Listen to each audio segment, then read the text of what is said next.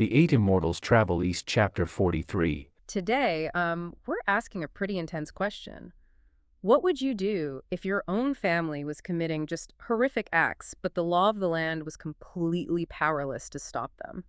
Yeah, it's a terrifying scenario to even think about. It really is. And to explore this, we're jumping into a fascinating excerpt from chapter 43 of the classic text, Journey to the East.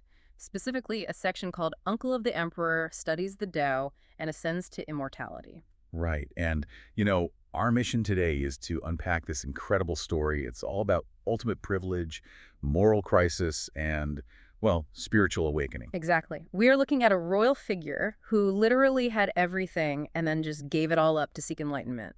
And we'll decode the philosophical riddle that finally granted him immortality. Which is so interesting because, this text isn't just some old dusty fable. It's a really profound exploration of systemic corruption versus individual accountability. Right. It really challenges us to consider where ultimate justice actually comes from. Yeah. So before we get to the immortality part, we kind of have to look at the earthly nightmare that forced this guy to change his life in the first place. Yeah, the catalyst for all of this. Right. So we're talking about a man named Guojiu, also known as Yu.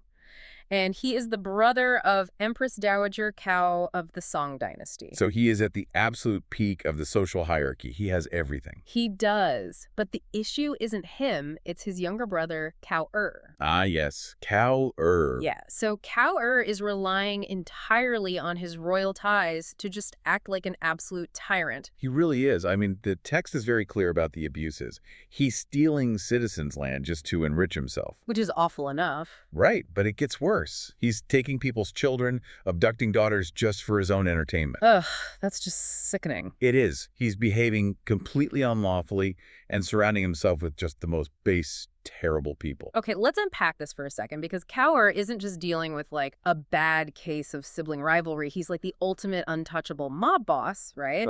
But operating with literal royal immunity. That's a perfect way to describe it. I mean, how does someone with a moral compass, like his brother, deal with a relative who is literally above the law? Well, that's the systemic failure the text really highlights. Mm-hmm. Human laws, what they call the penal code or human laws, are completely failing here. Because of the royal ties? Exactly. Yeah. The justice system is completely bent by his own family's power.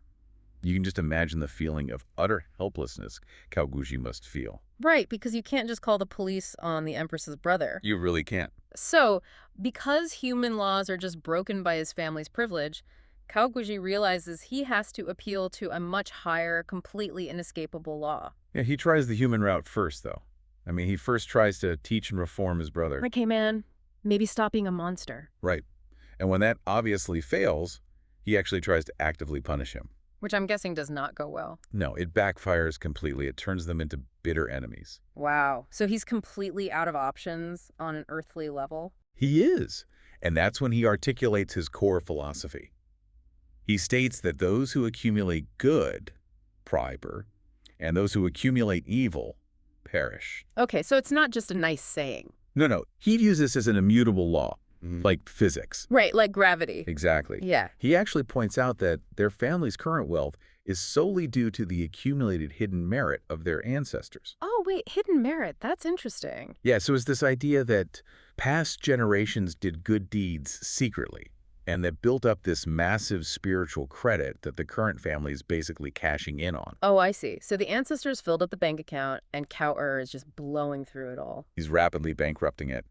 And Guojiu warns him, he says, you might escape human punishment, but you absolutely cannot escape the net of heaven. The net of heaven. Wow. Yeah, Tegan Gang. Yes. It's an inescapable cosmic justice. And he gives him this highly specific warning, right? Like he says, when disaster inevitably strikes and the family is ruined, wishing to simply lead a yellow dog out the east gate will be impossible. Yeah, the yellow dog imagery. Right. So what does this actually mean? Because I was thinking about this. It's like, imagine warning a corrupt billionaire today. Right. You're telling them, look, when the authorities finally raid your massive compound and freeze all your assets, you're going to wish you could just take a simple, peaceful walk with your golden retriever. Yeah, that mundane peace. Exactly, just walking your dog.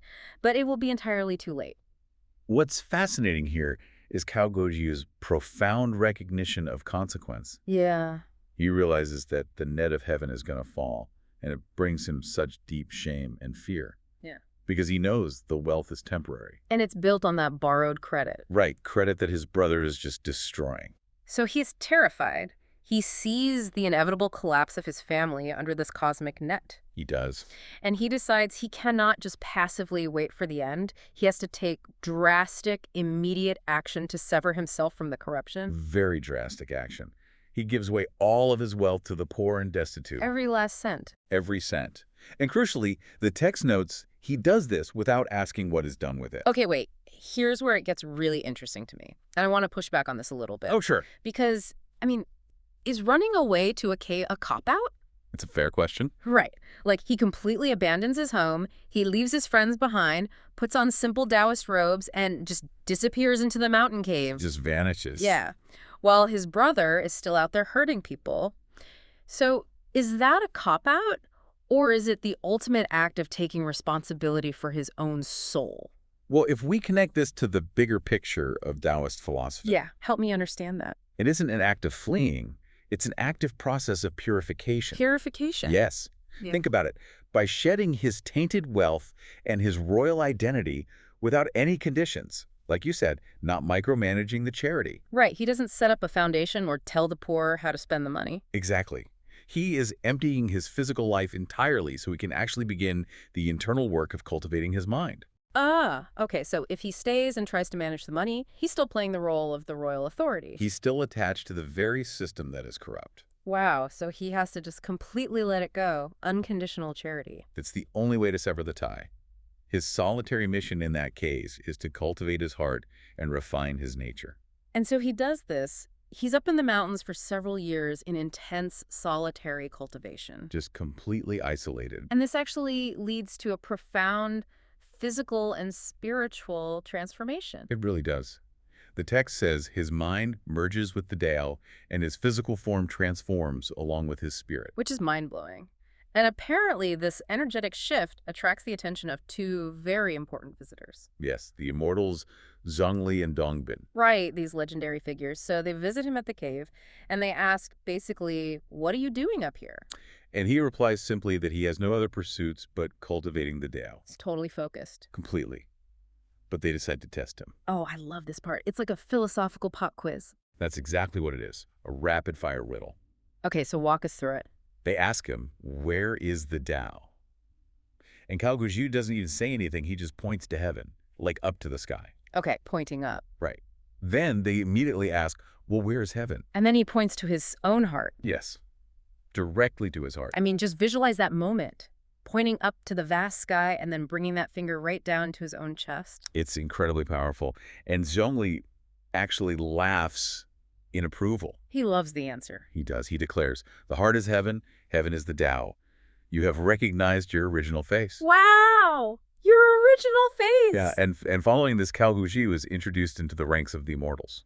That is just incredible. But what does that actually mean?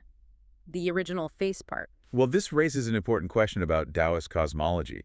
The profound synthesis in Zhongli's response is that the ultimate truth wasn't in the royal palace. Right, obviously not. But it also wasn't just out there in the mountain cave or even up in the clouds. Recognizing one's original face means realizing that the ultimate governing force of the universe and one's own inner moral compass are exactly the same thing. Oh, wow. So they aren't separate. Not at all. The laws of the universe are inscribed within you. That completely changes the perspective. He spent all that time terrified of the net of heaven coming down on him from above. Exactly. But he discovers that heaven was hiding inside his own heart all along. Which is why he could only find it once he stripped away every single societal label and all that toxic wealth.